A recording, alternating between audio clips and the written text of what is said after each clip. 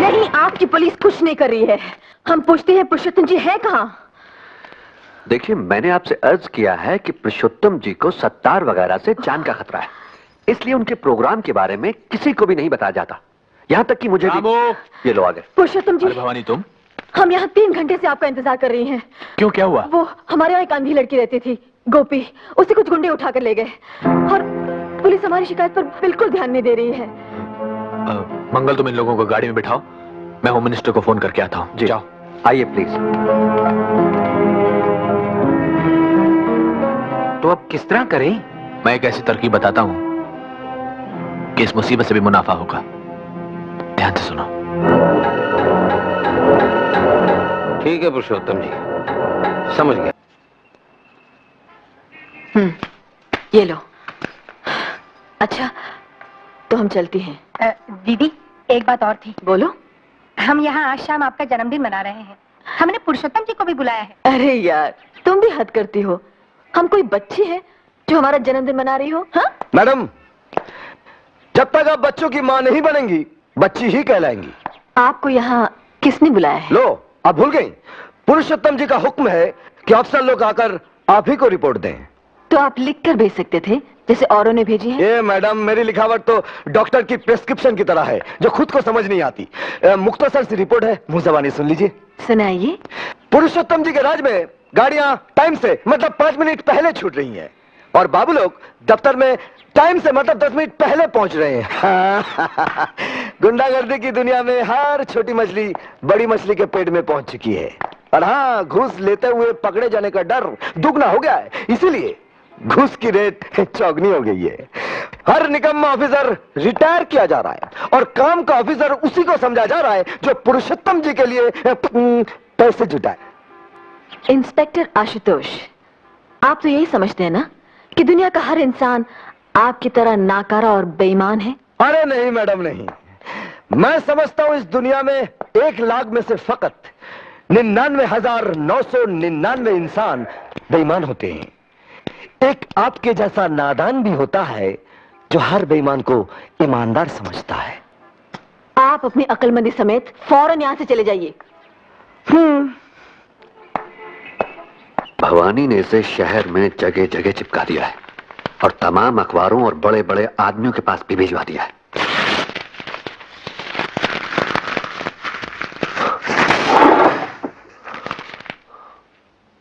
मंगल, हुक्म कीजिए हुजूर। वकील साहब को बुलाओ और उनसे कहो कि भवानी पर मानहानि का मुकदमा दायर करा दें। ये भवानी के मकान के गिरवी रखे जाने के कागजात हैं। वकील साहब से कहो कि उसके मकान की कुर्की करा दें। कोर्ट के हुक्म के मुताबिक ये मकान और इसमें रखा तमाम सामान अब पुरुषोत्तम जी का है, मगर वो बहुत रहमदिल हैं, इसलिए उन्होंने ये कहा है कि ये कपड़े के बक्से आप ले जा सकती हैं। उनकी तस्वीर। क्या किया? क्यों किया? क्यों किया? जोरावर सिंह, जिनकी जूतियों से लोग की भी बराबर नहीं है आप, उस आदमी की तस्वीर को अपने जूते तले रोने की जुर्रत की है आपने? जुर्रत तो आपने की है पुरुषोत्तम जी पर कीचड़ उछालने की, और बदले में हम क्या कर सकते हैं ये तो उसकी एक बहुत ही छोटी सी बानगी है। Good night. रुकिए, अंदर जाने की इजाजत नहीं है। कौन है? तेरा पतन फौकी, तेरा पतन। ठहरो, तुम लोग जाओ। इस तरह किसी नेक इंसान पर कीचड़ उछालना कानूनन जुर्म है भवानी। तू अगर नेक है तो नाली का पानी गंगा जल है। नेकी का नाटक करके नेकी की ना कटा दी है तूने। न ढोंगी से बढ़कर कोई पापी होता है पुरुषोत्तम, न झूठे मसीहा से बढ़कर कोई हैवान। हम तुझे तेरी गुनाहों की सजा दिलवा कर ही रहेंगी। गुनहगार कौन है इसका फैसला अदालत करेगी। हम कबूल करती हैं कि पुरुषोत्तम जी पर करमवीर गणेश दत्त जी के खून का इल्जाम लगाते हुए ये लेख हमने ही लिखा, छापा और बंटवाया है। हम ये भी मंजूर करती हैं कि पुलिस रिकॉर्ड के मुताबिक करमवीर गणेश दत्त की मौत पहाड़ी से फिसल कर गिर जाने से हुई थी। अगर आप ये सब मानती हैं तो इस अदालत के लिए सिर्फ यही काम बचता है कि सजा सुना दे। मगर योर ऑनर, हम कहते हैं कि वो एक हत्या थी जिसे दुर्घटना की शक्ल दी गई। योर ऑनर, हम अदालत से दरख्वास्त करती हैं कि इस केस की पैरवी करने की इजाजत हमें खुद दी जाए। इजाजत है। Thank you your honour. Your honour, इस सिलसिले में हमने सत्तार मियां और जयंती देवी के हलफनामे पहले ही से दाखिल कर दिए हैं। योर ऑनर, पुरुषोत्तम जी के वकील की हैसियत से मैं उन दोनों से जिरह करना चाहूंगा। इजाजत है। अब्दुल सत्तार को हाजिर किया जाए। बंदा हाजिर है। सत्तार मियां, आपने कहा है कि कर्मवीर गणेश दत्त का खून करवाने के लिए उनके सियासी दुश्मन पहले आपके पास आए थे। जी हां। तो आपने खून कर क्यों नहीं दिया? इसलिए कि खाकसर ना आपकी तरह भाड़े का टट्टू होना चाहता है, ना पुरुषोत्तम जी की तरह भाड़े का कातिल। गवाह को हिदायत दी जाती है कि जो पूछा जाए उसी का जवाब दे। और आप ये सिगरेट बुझाइए। सिगरेट पीना अदालत की तौहीन करना है।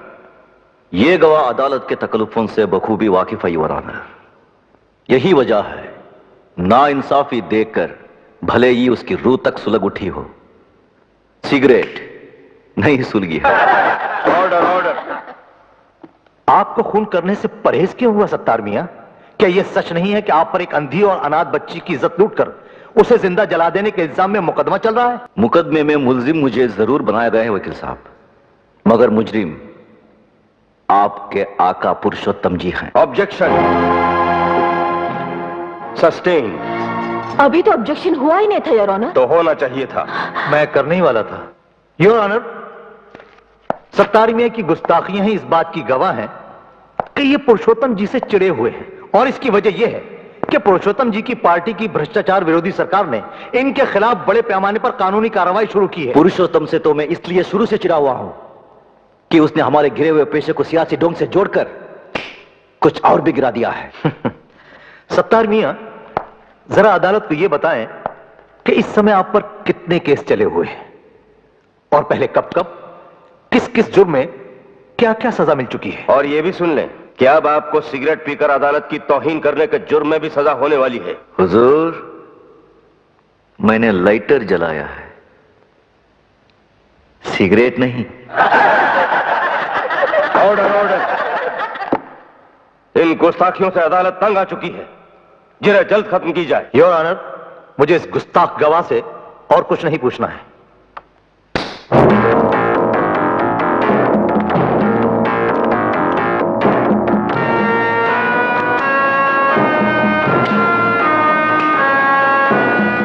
मुकदमा जीतने में अब कौन सी कसर रह गई है दानमल?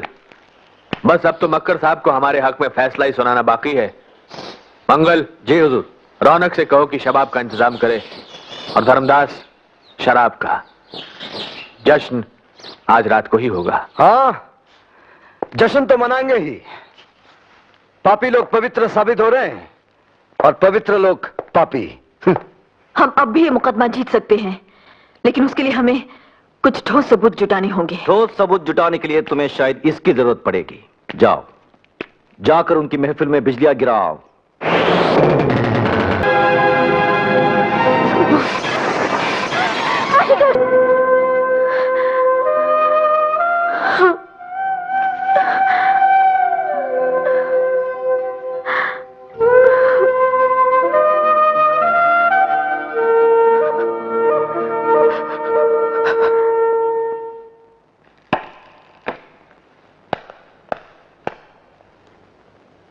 मैं गीता की सौगंध खाकर कहता हूं कि जो कुछ कहूंगा सच कहूंगा, और सच के सिवा कुछ नहीं कहूंगा। पुरुषोत्तम जी, आपने अपने दोस्तों के चेतावनी देने के बावजूद भवानी देवी को मर्यादा का संपादक क्यों बनवाया? इसलिए कि भवानी देवी उन कर्मवीर गणेश दत्त जी की बेटी हैं जिनसे मुझे भ्रष्टाचार को मिटाने का मूल मंत्र मिला था। मैं मान ही नहीं सकता था कि कर्मवीर गणेश दत्त जी की बेटी भ्रष्ट हो सकती है। ऐसा मानने पर आप कब मजबूर हुए? तब जबकि एक अनजान महिला टीवी पर भ्रष्टाचार के विरोध में मेरा भाषण सुनने के बाद मुझसे मिलने आई। उसने कहा, मैं आपकी अपील सुनकर अपना पाप स्वीकार करने आई हूं। मैं गरीब लड़कियों से अमीर अय्याश लोगों की सेवा कराने का अड्डा चलाती हूं। और यह अड्डा मैंने भवानी देवी की सलाह पर खोला है। वो अपनी संस्था सबला से मेरे अड्डे के लिए लड़कियां भिजवाती हैं। उस महिला ने कुछ ऐसे सबूत पेश किए कि मैं मानने पर मजबूर हो गया कि जिसे मैं चंडी समझे हुए था वो वास्तव में एक रंडी है। इसीलिए मैंने इन्हें मर्यादा से हटा दिया। पुरुषोत्तम जी, आपने हमें मर्यादा से इसलिए हटाया कि हम दुनिया के सामने आपका और आपके उन साथियों का पर्दाफाश करना चाहती थी जो आज यहां हमें भ्रष्ट साबित करने के लिए पधारे हैं। योर ऑनर, हम कुछ तस्वीरें पेश करना चाहते हैं। इनमें इनका असली रूप है।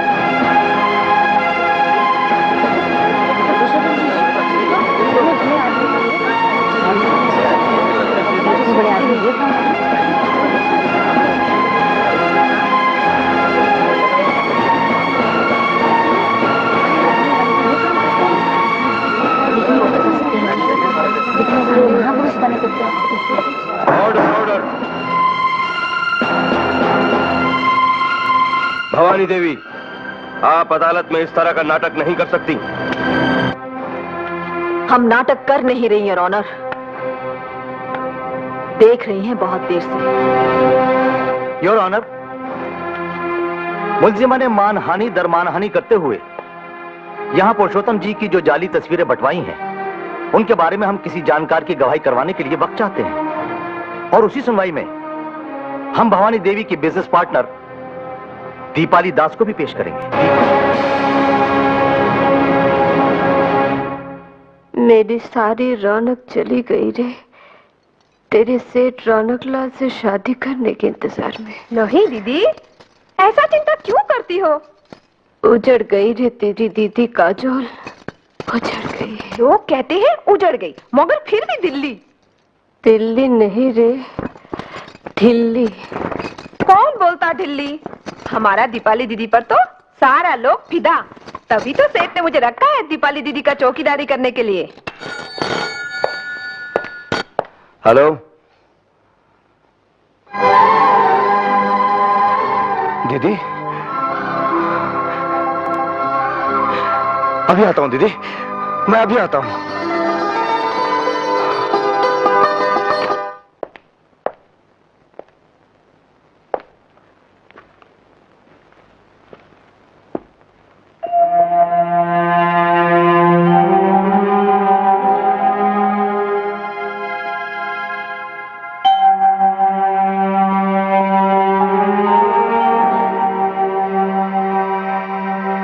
दीदी,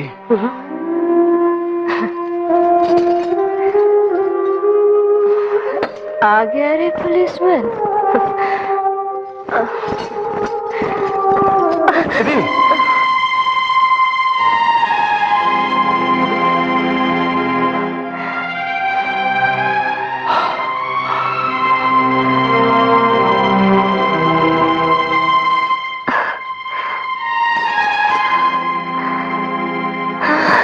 दीदी, चाटा खाकर भी नहीं सुधरी। दीदी, बैठ जा। नहीं सुधरी रे।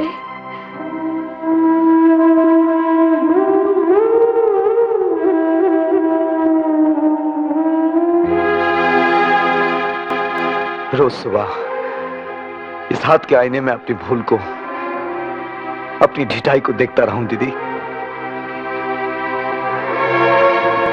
और भगवान से यही प्रार्थना करता रहा हूं कि आज मेरी दीदी से मुझे मिला दे, ताकि उससे मैं कह सकूं कि दीदी तोड़ दे इस अफगानी हाथ को जिसने तेरी कुर्बानी की कदर नहीं जानी। तोड़ दे दीदी, तोड़ दे इस हाथ को, तोड़ दे। दीदी तो मर गई रे, परसों पहले। यहाँ तो एक बेशा रहती। नहीं दीदी, दीदी तू मरी नहीं, तू मर भी नहीं सकती दीदी।